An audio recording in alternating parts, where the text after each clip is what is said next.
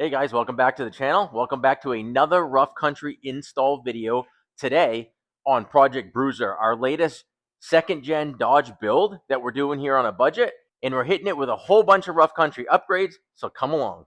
If you got a lot of accessories to wire up on your truck, remote switch panels, specifically this 4-gang remote switch panel from Rough Country. Basically, if you wired more than 1 or 2 sets of lights or accessories in your truck, you know that every switch, every wire you got to bring into the cab of the truck, it's a nuisance, it's cumbersome.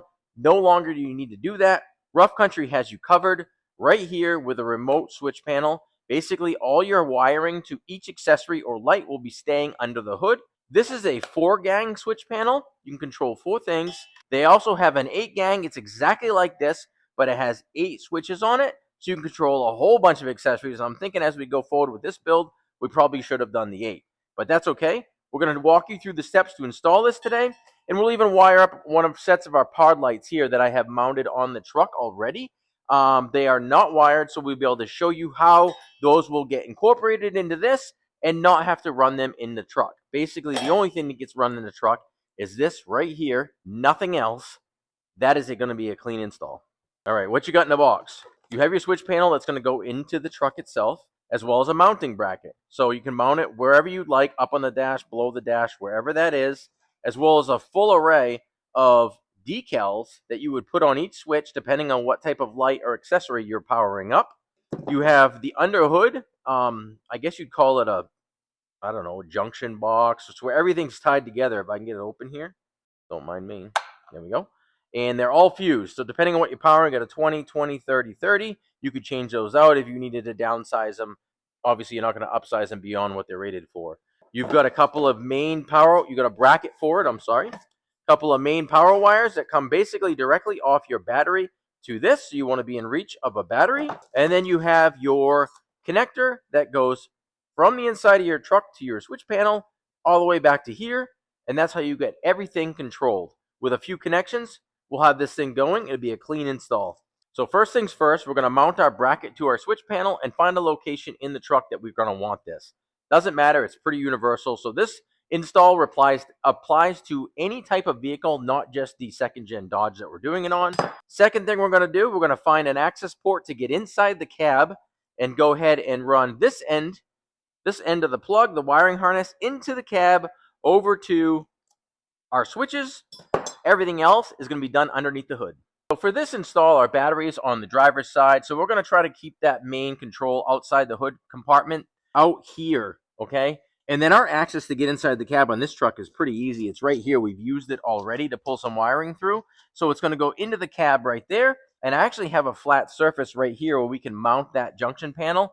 I've even mounted them on top of a fuse box cover like this as well, because honestly, it works just fine. It's nothing really crazy or heavy. But let me get that wire run into the cab here, and then we'll talk about mounting that switch. All right, so we have our main feed to the switch panel here inside the truck. Again, just came through a port, through the firewall, and in we go. I'm going to run it up behind this weather strip over to here, and I think we're going to mount our switch panel right on this dash right over here. It's low profile enough, not like the 8-gang, so it won't be in my vision. But basically what you do is once you bring it in, before you put it on the bracket and on the truck, or whenever, you could do it either way, but you just line the 2 little pins, push them together, and screw it down. That is it. We'll hide the rest of our wire. We'll get it on the bracket and get it mounted. You can either screw it on. We'll probably use a sticky tape. I don't know if I'm going to screw into that dash. All right, so here's the bracket for the distribution panel or box or power box that goes in under the hood itself. And basically, you can mount it in various locations depending on where you have, and every vehicle will be different. I found a nice location right here on the side of this inner fender. We're going to do a couple probably self-tapper screws and get this thing mounted, and then we can mount the panel to this and continue with our wiring.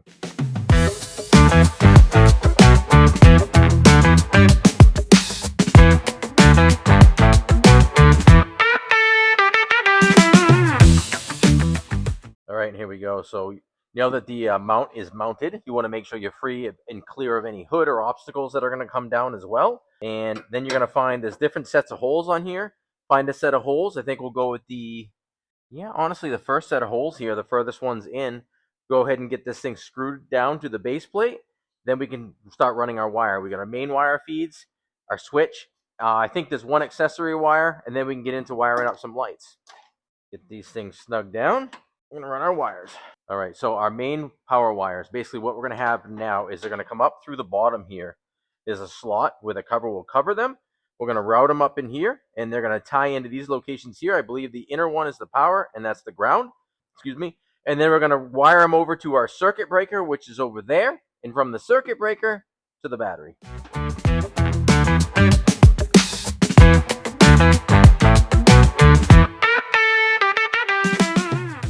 All right, now we have our circuit breaker, and basically what that's going to be is your main power feed that's now coming out of our control panel, goes into the circuit breaker, then it comes out of the circuit breaker, so the positive that is, comes into the circuit breaker underneath this little rubber cap over here, and then it's going to come out underneath this little cap and go over to the battery, and then our ground wire just goes right over to the negative of the ground wire itself. So you need a suitable location to mount this. A lot of times I'll mount it right over here on top of the plastic fuse box cover, as long as you have access to getting it back off again. Make sure you don't restrict yourself and not be able to get at the fuse box.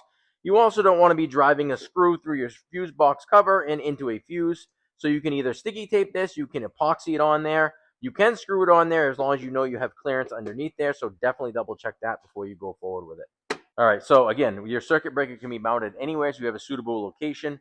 I do like the fuse box covers because it's a nice flat surface and it is removable as long as you have access with the wires and keep things flexible enough, as well as knowing underneath this cover you're not going to be protruding into anything electrical. So keep that in mind if that's the way you're going to go. All right, so we have our circuit breaker all mounted. The plastic cover, after you've made your wire connections, just slides right on there and keeps things protected, but you can still see it. So we have a power wire coming out of our control panel here into the circuit breaker. It's going to come out of the circuit breaker now over to the positive terminal of the battery. Then our ground wire is going way over here to our ground terminal of the battery. So I'll make those two connections. We'll talk about an accessory wire and then the plug itself, which is way over here. This is the accessory wire I'm talking about. And then the plug itself to our switch panel. And what I mean by accessory wire, this is the wire that allows this system to work. So with that being said, if you don't want any of your accessories to work, unless the key is on or the vehicle is running, this would be tied into a fused or a key on power source. I don't like that myself. I like my accessory lights and everything to work even if the truck is off. For instance, if you're out in the woods or on the trail, you just need to power up a set of lights, but you don't need the truck running. So I tie this right in directly to a power wire. For us, it's going to be right here. All right, so here's the other end of our switch panel. It's inside the truck. That came out funny. You just click that on like so. That's just that. Now, again, this is that power wire I was talking about. If you wanted this to turn on with your ignition, you'd run this to a fused and or ignition turned on power source. We do not. I want this powered all the time. This power wire is a direct link to the battery, therefore powered all the time. I'm going to shorten this up, put an eyelet on it, and slide it under here. Therefore, all our accessories will have power all the time. All right, so what I'm going to do, we don't need that whole big wiring harness, that wiring mess anymore. We just need the plugs off the pod lights to bring those pod light wires into the circuit breaker panel, such as this, and tie it into one of these 4 circuit breakers, depending on, you can go up to 60 amps draw total. So you have a 30, a 30, and a 20, a 20. The cube lights do not draw a whole lot, just so you know. So I'm going to go ahead and get those plugged in and run over. And again, this will work with any 12-volt accessory that you're trying to run. It doesn't need to be lights, but usually it happens to be lights. That's what people use. Cletus, no! All right, and when you have a shop dog like we do, Cletus here, and you leave a switch laying around for more than, I don't know, half a second, he decides it's going to be a chew toy. And that's what he tried to do right away. Right, buddy? All right, so we're going to run over to our position number 1, which happens to be a 30 amp fuse here. And again, depending on what you're running for lights or accessories, make sure you are fused appropriately. And they do come with spare fuses, and they are marked positive and negative. So you just take your power and your power and your ground, put them underneath the screws, tighten them down, and we're ready to test it. All right, so we have our hood pod lights over here tied into circuit breaker 1. Then everything is, again, over to the switch panel. Any grooming you need to do to zip tie or clean up any wiring, we will head and do that off camera so you don't have to see that. I'm going to go ahead and put the cover on this. Then we'll talk about what's in the cab. Nice weatherproof cover. All right, so since we opted to use sticky tape on our switch panel right here, I'm cleaning off the dash. As you can see, this truck We have not got to the inside cleaning of this truck yet. It's got 10 years worth of crap sitting on it. So, but they do have a nice thing of sticky tape that we're gonna trim down and mount right here. So let me grab that. All right, so I peeled the backing off my sticky tape. Again, you can screw this down if you prefer, but I'd rather not, because these dashboards on these Dodges are very, very, very fragile. But make sure you have a good clean surface itself. And we got our backlight here, which we can shut back off. And then come around over here, buddy, and I'll show you exactly how to run this. All right, one thing I wanted to show you is how to change the backlighting on these switches. They have it written in the directions. I find it a little confusing, and it took some trial and error to figure it out, trust me. But basically what you got to do is push and hold the mode button down, like so. You push and hold any one of these buttons one time quickly, let go of the mode button, you'll see it lit. You're going to push and hold the number 1 button, and what it's going to do while you're holding it down, you're going to see it cycle through the colors into the yellows, into the reds, it gets into purples. I happen to want blue, so we're going to stop on blue, and then once you find the color you like, you hit mode again, and that's the color. So you got the backlight color you wanted.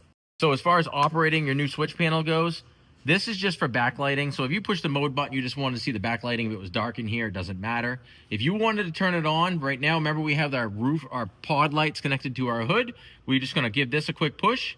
And as you can see, they just turned on. We'll walk around the front and I'll show you those. And as you can see, granted our hood is open, those babies are on. And they are on regardless of the truck's key source, because we didn't do a key on. We wanted them powered all the time so we can be outside the truck if we get stuck. So I push the button again to shut it off, again, turn it on. It's as simple as that. All right, and wrapping this video up, as you can see, we have more pod lights to go ahead and wire. We got a set to put on the back of the truck. I have another set to put in the bumper. I have a license plate 8-inch LED bracket setup we're gonna do a separate video on. That's pretty cool. But all these are gonna tie back to that switch panel now. Everything that we need to wire for lights is gonna stay right there clean under the hood. So, depending on what you're wiring, you're gonna go ahead and get it labeled. It doesn't have to be lights. So, thank you very much for watching. Scott Flip and Customize. I hope you liked the Rough Country video. Check out the full Rough Country playlist.